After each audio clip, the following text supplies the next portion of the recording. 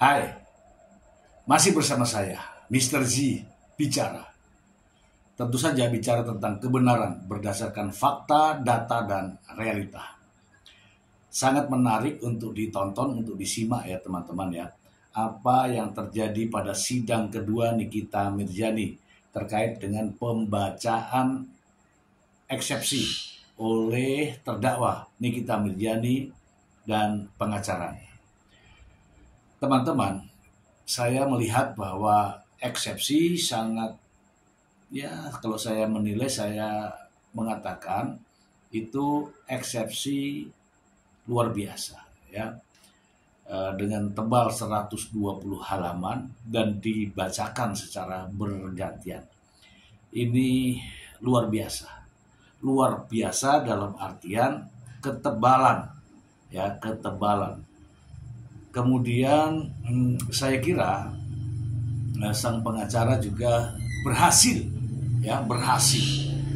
bukan berhasil mempengaruhi hakim, tapi berhasil memberikan semangat kepada fan dan para pendukungnya Nikita Mirzani. Teman-teman, saya mendapatkan sebuah berita ya, sebuah berita ini sangat menarik. Namun saya tidak akan membacakan judulnya saja ya. Mari ya, kita lihat judulnya ini. Nikita Sumringah disambut pendukung jelang sidang lawan Reza Gladys. Teman-teman, kalau saya melihat judulnya ini, memang Nikita dihadapkan pada seolah-olah ya, pada Reza Gladys, padahal bukan.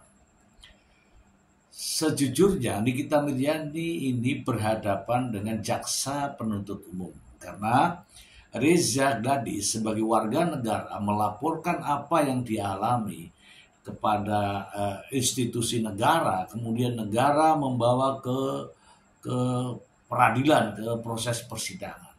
Artinya di sini adalah Nikita Mirzani berhadapan dengan jaksa penuntut umum. Itu yang perlu diluruskan ya. Jadi bukan berhadapan dengan Reza Gladys, bukan. Nikita berhadapan dengan jaksa penuntut umum gitu ya. Kemudian dalam proses persidangan juga begitu banyak fenomena. Salah satunya adalah adanya tangisan Nikita Mirzani dalam ruang sidang. Itu yang pertama. Yang kedua juga ada semacam tausiah dari Nikita Mirzani kepada para hakim dan membius fan Nikita Mirzani. Bagaimana kisah selengkapnya? Mari kita simak bersama.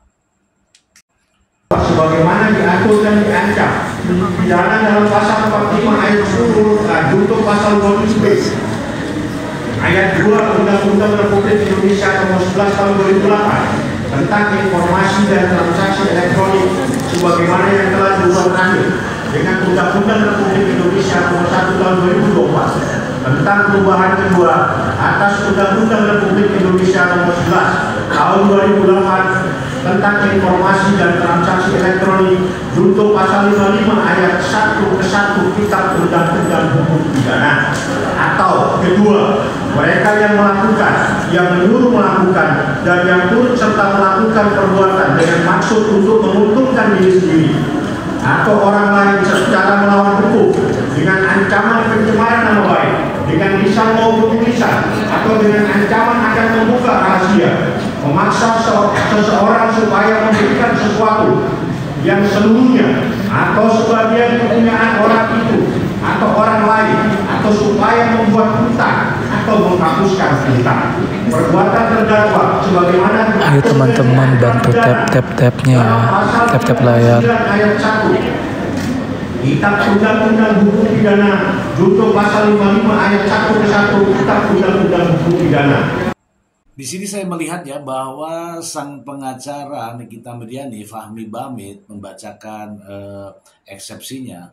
Saya melihat Nikita Mirzani dan pengacaranya ini paham ya bahwa Nikita Mirzani didakwa dengan pasal 45 ayat 10, kemudian subsidiar ya pasal 27B ayat 1, junto pasal 55 ke ayat 1 ke 1 ya. Ini paham KUHP ya, ini paham. Artinya apa?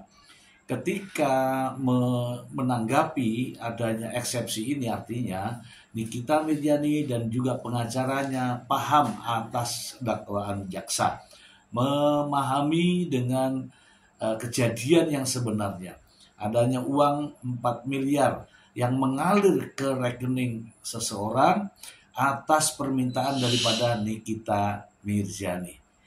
Mari kita simak lagi ya pembacaan eksepsi ya dari tim pengacara Nikita Mirzani berikut ini.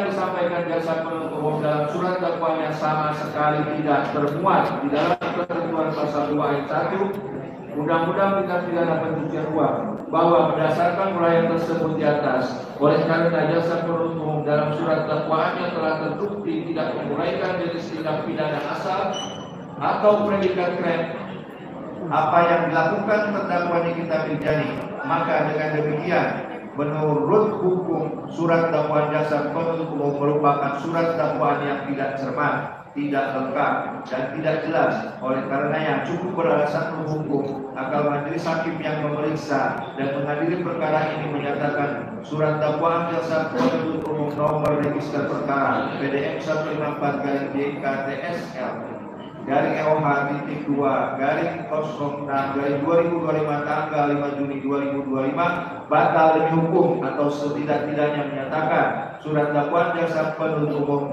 nomor register perkara PDM 154-JKTSL garing EOH-2 garing 06/2025 tanggal 5 Juni tidak dapat diterima. Terima kasih Saya lanjutkan. Eksepsi ke-11. Surat dakwaan harus ditolak atau dinyatakan tidak dapat diterima. Nikita Mirzani didakwa ya dengan pasal 369 ya. Jadi dari penasihat hukum menyampaikan bahwa ada 26 predikat crime. Dari 26 predikat crime yang terakhir adalah tindak pidana lain yang diancam dengan hukuman penjara 4 tahun. Dan memang pemerasan 369 ini diancam hukuman 4 tahun. Kemudian terkait dengan tindak pidana pencucian uang itu sendiri, jelas ya sang pengacara terlihat benar-benar menguasai. Dan pasal ini pun sudah dituangkan dalam dakwaan jaksa. Jadi clear semuanya, tidak ada permasalahan di sini ya. Selain itu teman-teman, ada juga eksepsi yang dibacakan oleh Nikita Mirzani. Di sini nampak hening ya teman-teman ya. Nikita Mirzani sepertinya mampu ya menguasai dirinya, kemudian membacakan hal tersebut kepada dalam persidangan ya. Namun saya melihat isi dari eksepsi yang dibacakan oleh Nikita Mirzani kebanyakan memberikan tausiah dan juga menyalahkan pihak lain. Sementara Nikita Mirzani tidak menyadari bahwa dirinya harusnya merasa bersalah dengan menerima uang 4 miliar itu. Karena uang 4 miliar itulah penyebab dari persoalan ini. Mari kita simak teman-teman berikut ini. Halusinasi yang diceritanya dipotong-potongnya dalam dakwaannya, perbuatan yang dilakukan oleh orang lain, akan tetapi yang diterdakwakan adalah saya, dan saya yang dijadikan korban kezaliman yang penuh dengan diskriminasi dan kriminalisasi. Hakim yang mulia, berikut ini saya sampaikan keberatan saya yang merupakan bagian yang tak terpisahkan dan merupakan satu kesatuan dengan nota keberatan yang dibuat dan dibacakan oleh penasehat hukum saya untuk membuktikan bahwa saya tidak melakukan tindak pidana pencemaran sebagaimana dakwaan zalim yang dilakukan oleh jaksa penuntut umum kepada saya sebagai berikut. Dakwaan pertama. Kesatu, terdakwa Nikita Mirzani didakwa melakukan tindak pidana mereka yang melakukan, yang menyuruh melakukan, dan yang turut serta melakukan perbuatan dengan sengaja dan tanpa hak mendistribusikan dan atau mentransmisikan informasi elektronik dan atau dokumen elektronik dengan maksud untuk menguntungkan diri sendiri dan atau orang lain secara melawan hukum dengan ancaman akan membuka rahasia, memaksa orang supaya memberikan suatu barang yang sebagaimana atau seluruhnya milik orang tersebut atau milik orang lain. Perbuatan terdakwa sebagaimana diatur dan diancam pidana dalam pasal 45 dalam kurung 10 huruf A junto pasal 27 ayat 2 Undang-Undang Republik Indonesia Nomor 11 Tahun 2008 tentang informasi dan transaksi elektronik sebagaimana yang telah diubah terakhir dengan Undang-Undang Republik Indonesia Nomor 1 Tahun 2024 tentang perubahan kedua atas Undang-Undang Republik Indonesia Nomor 11 Tahun 2008 tentang informasi dan transaksi elektronik junto pasal 55 1 ke 1 Kitab Undang-Undang Hukum Pidana. Atau kedua, mereka yang melakukan, yang menyuruh melakukan, dan yang turut serta melakukan perbuatan dengan maksud untuk menguntungkan diri sendiri atau orang lain secara melawan hukum dengan ancaman pencemaran nama baik dengan lisan maupun tulisan atau dengan ancaman akan membuka rahasia, memaksa seseorang supaya memberikan sesuatu yang seluruhnya atau sebagian kepunyaan orang itu atau orang lain. Pondok Labu, Jakarta Timur. Majelis Hakim yang mulia, bahwa saya sampaikan juga eksepsi ini dikhususkan untuk ketiga anak saya.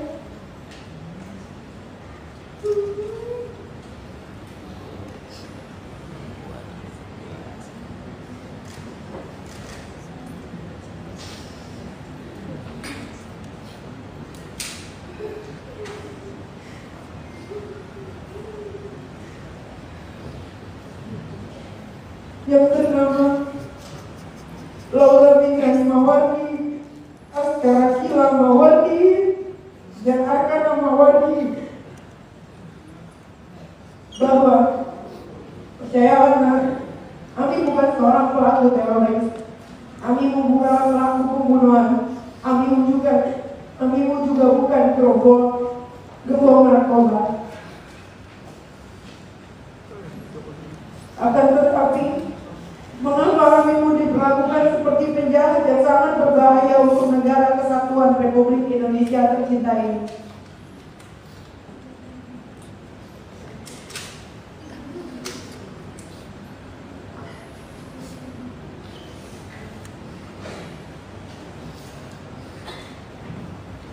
Sejak 4 Maret lalu, saya tidak bisa berkumpul lagi dengan anak-anak saya, tidak bisa menjalankan ibadah puasa bersama-sama, dan juga hari raya Idul Fitri bersama-sama seperti layaknya umat muslim pada umumnya.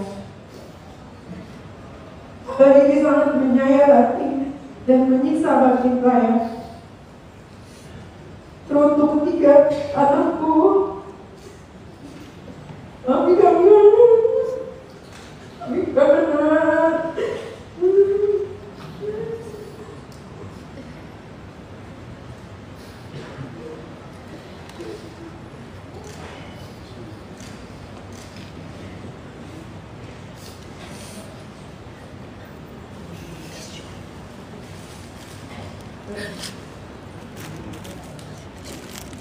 yang sabar ya nak.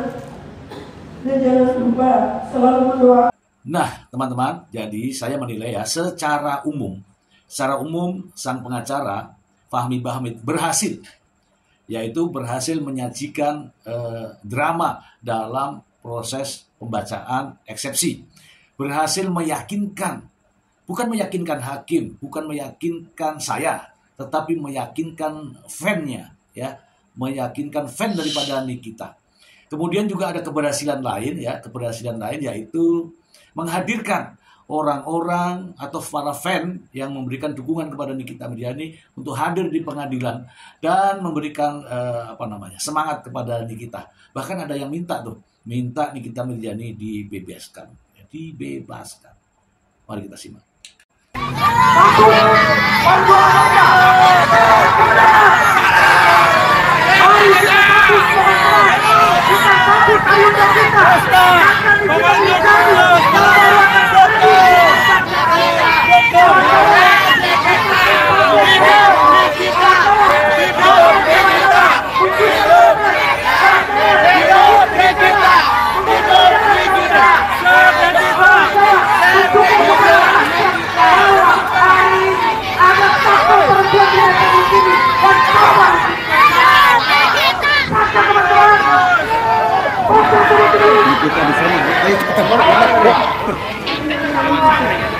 Nah, teman-teman, itulah keberhasilan yang saya lihat di sini, yaitu keberhasilan mempengaruhi fans, ya, mempengaruhi fan dan juga mempengaruhi orang-orang sehingga untuk hadir ke pengadilan hanya untuk berdemo memberikan dukungan kepada Nikita Mirzani.